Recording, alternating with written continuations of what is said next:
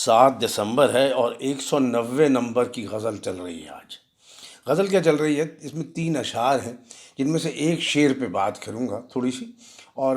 ایک آدھ نکتہ ہے شعر کے انٹرپریٹیشن کے بارے میں، تشریح اور یہ جو تمام معاملات ہوتے ہیں اس کے بارے میں تھوڑی سی، اور پھر کیونکہ یہ میری جو گفتگو اس میں ہے یہ تشریح کے طور پہ نہیں ہے، نہ یہ مجھے نہیں معلوم اس کا کیا عنوان دیا جائے۔ میرے دوست احباب پوچھتے رہتے ہیں، کہتے رہتے ہیں، صلاحیں دیتے رہتے ہیں، اور میرا یہ خیال ہے کہ جیسے جس کو انگریزی میں کہتے ہیں it's a work in progress, اس کی آخری شکل کیا ہوگی مجھے نہیں معلوم، اور شاید نہ بھی ہو، وہ بھی ٹھیک ہے۔ تو فوراً اس پہ چلتے ہیں، اور یہ بات کہنا یہ چاہ رہا تھا کہ میں ڈائیگریس، کیونکہ وہی بندر والی بات، کیونکہ بہت زیادہ کرتا ہوں، مجھ میں ٹینڈنسی ہے، تو میں اس کو روکنا بھی نہیں چاہتا ہوں، لیکن زیادہ روکنا بھی نہیں چاہتا۔ مثلا آج کا جو شعر ہے اس میں سے بات کہیں سے کہیں نکل گئی ہے، تو اس کو میں نے قابو میں کرنے کی کوشش ضرور کی ہے، لیکن آپ بتائیے گا کس قدر ہو سکا ہوں یا نہیں ہو سکا۔ آپ لوگ کہیں گے بھئی آپ نے میر کی بات کرتے کرتے اس شعر کی، آپ تو کہیں سے کہیں چلے گئے، کسی اور جزیرے پہ پہنچ گئے ہیں۔ تو چلیے یوں ہی صحیح، سیر اچھی ہو جائے تو کیا حرج ہے۔ تو جو میں اس کے لیے استعارہ استعمال کروں گا یا انالوجی استعمال کروں گا وہ یہ ہے کہ جیسے دوستوں کے ساتھ جب بیٹھتے ہیں تو کوئی ایجنڈا نہیں ہوتا زیادہ تر، خاص طور پہ اگر آپ نے مری کا ٹرپ نہیں پلان کر رہا ہے یا کچھ ایسی چیز، تو آپ بیٹھتے ہیں اور بات شروع ہو جاتی ہے کہ جو مرضی بات ہو، تو یہ بھی ایسے ہی ہے۔ تو شعر ہے، بہت مشہور شعر ہے، تعلی کا شعر ہے ایک طرح سے، اور بڑا ریزوننٹ شعر ہے، بہت زوردار گونجدار شعر ہے کہ میرے سنگ مزار پر فرہاد رکھ کے تیشا کہے کہ یا استاد۔ آج اس شعر پہ بات کریں گے اور کل دوسرے شعر پہ بات کریں گے اسی غزل کے کہ خاک بھی سر پہ ڈالنے کو نہیں، کس خرابے میں ہم ہوئے آباد۔ مجھے یہ زیادہ بہت پسند ہے یہ شعر، لیکن آج وہ سنگ مزار والے شعر پہ بات کریں گے، کیونکہ بڑے زمانے سے سنتے آئے ہیں اور بڑی بڑی محفلوں میں اس پہ ہم نے نعرے مارے ہیں، جس کو کہتے ہیں بڑکیں ماری ہیں، لیکن بس یوں ہی، کیونکہ بولتا ہوا سا شعر ہے، جس کو کہتے ہیں بولتا ہوا شعر کہ میرے سنگ مزار پر فرہاد رکھ کے تیشا کہے کہ یا استاد۔ بہت ہی تھیاٹریکل، یعنی وہی جو ہم نے لفظ اس دن استعمال کیا کل پرسوں، اینرجایا، کہ ایک طرح کی آپ کو وہ جو امیجری ہے وہ نظر آ رہی ہے، لیکن بڑی ایبسٹریکٹ ہے کہ رکھ کے تیشا کہے فرہاد آ کے قبر پہ، سنگ مزار پہ، تو اس کا کیا مطلب؟ لیٹس موو ود فاروقی صاحب۔ کہتے ہیں نہایت پر لطف شعر ہے، حسب معمول اس میں ڈرامائیت ہے، اور تعلی اس طرح کی ہے کہ نہ یہ کہہ سکتے ہیں کہ یہ سراسر رسمی ہے، اور نہ یہ کہہ سکتے ہیں کہ یہ واقعات پر مبنی ہے، یعنی یہ لٹرل ہے یا آئرونک ہے، یہ میں کہوں گا کہ یہ آئرونکلی کہہ رہے ہیں، یہ سچ مچ کہہ رہے ہیں کہ فرہاد کا میرے سنگ مزار پر آ کر تیشہ رکھ دینا اور مجھے یا استاد کہہ کر پکارنا کئی وجہوں سے ہو سکتا ہے۔ اب میرا دوست ہے، وہ کہتا ہے کہ نہیں کوئی وجہ نہیں ہے، ایک ہی وجہ ہے، وہ میر نے کہہ دی ہے، اس کے علاوہ آپ کی اور سارے دنیا کے لوگ اور سب کی جو ہیں انٹرپریٹیشنز غلط ہیں۔ اب دیکھیے کیا کہہ رہے ہیں فاروقی صاحب کہ فرہاد کوہ کنی کرتے کرتے تھک گیا ہے اور مجھ سے طالب ہمت و فیض ہے۔ مجھے یہ فیض بہت پسند آیا یہاں پہ کہ فرہاد آپ سے طالب ہمت و فیض ہے، کیا ترکیب لگائی ہے صاحب۔ اور دوسرے، فرہاد اپنا کام شروع کرنے سے کے پہلے مجھ سے برکت کا طالب ہے۔ اپنا کام شروع کرنے سے پہلے، کیا ترکیب ہے، اپنا کام شروع کرنے سے پہلے فرہاد نے تیشہ، تیسرا فرہاد نے تیشہ رکھ دیا ہے، یعنی اس نے کوہ کنی چھوڑ دی ہے اور میرے مزار پر آ کر میری استادی کا اعتراف کرتا ہے کہ وہ میرے رتبے کا عاشق نہیں ہے، جس کو کراچی کے میرے کزن کہتے ہیں لیول،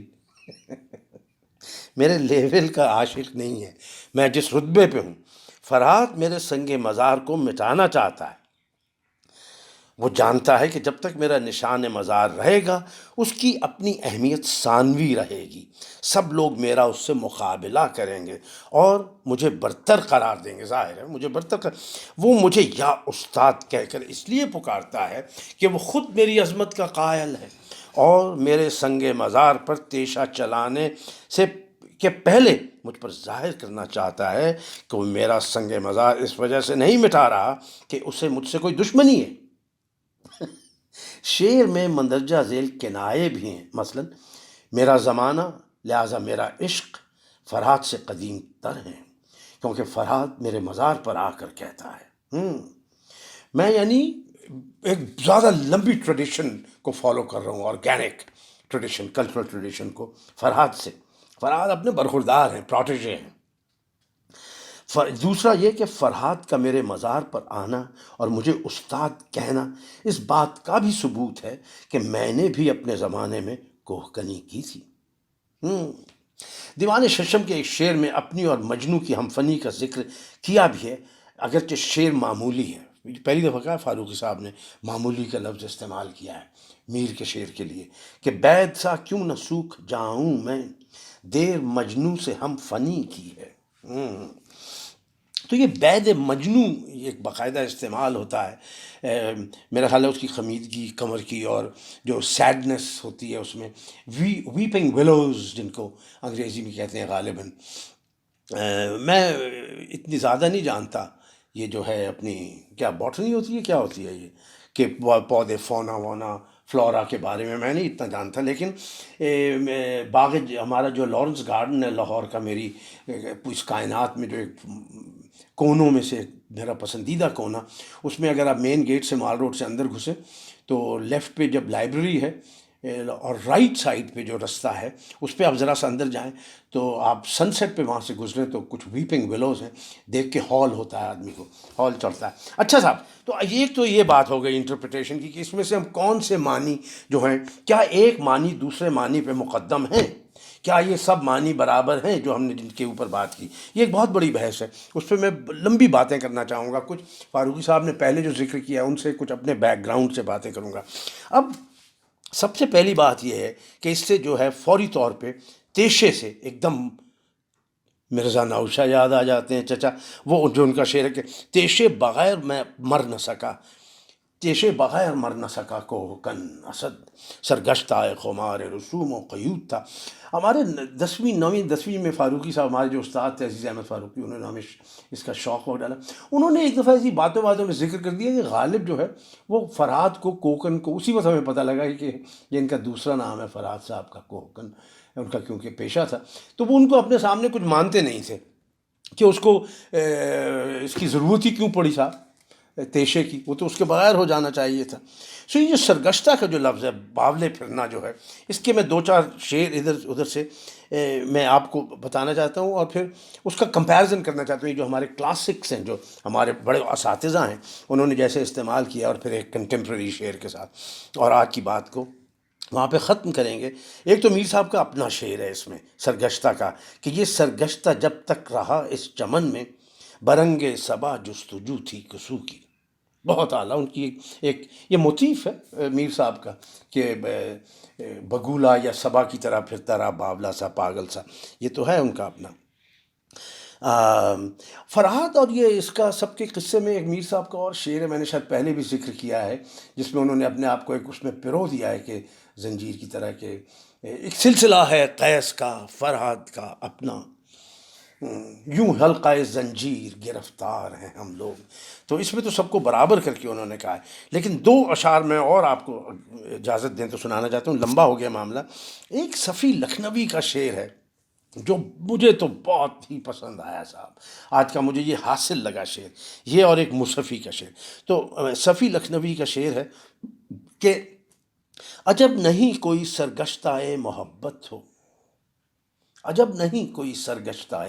محبت ہو، بگولا ایک پس گرد کارواں، بگولا ایک پس گرد کارواں دیکھا۔ دوسرا مصرع تو بالکل میر سا ہے، اگر میں اپنے آپ کو فاروقی صاحب کی طرح انٹرپریٹیشن شروع کر رہا ہوں کہ پہلا مصرع ذرا دبتا ہوا ہے، لیکن میں کہنے والا نہیں ہوں، لیکن عجب نہیں کوئی سرگشتہ محبت ہو۔ میر صاحب اپنے آپ کو لگاتے تھے کہ ہم ہی ہوں گے، وہ تو اور تو کوئی نہیں تھا، بلکہ وہ جو بگولا تھا وہ بھی کم تھا ہم سے۔ تو لیکن اچھا شعر ہے کہ عجب نہیں کوئی سرگشتہ محبت ہو، بگولا ایک پس گرد کارواں دیکھا۔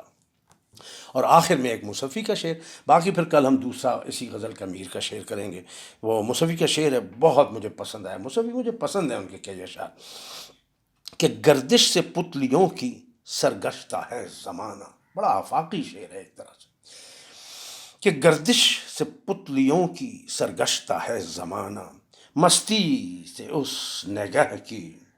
میں خان باولے ہیں، میں خان باولے ہیں، پیور میر ہے، میں خان باولے ہیں، بہت کمال کا۔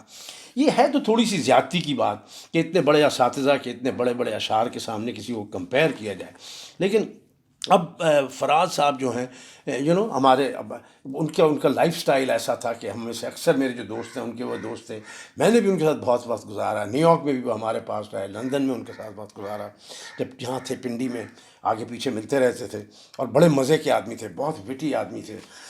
گھروں میں محفلیں رہیں تو پرولیفک، لوگ کہتے ہیں گریٹ، میں کہتا ہوں پرولیفک زیادہ تھے، اور بہت ہی چسکے دار شاعری ہے ان کی،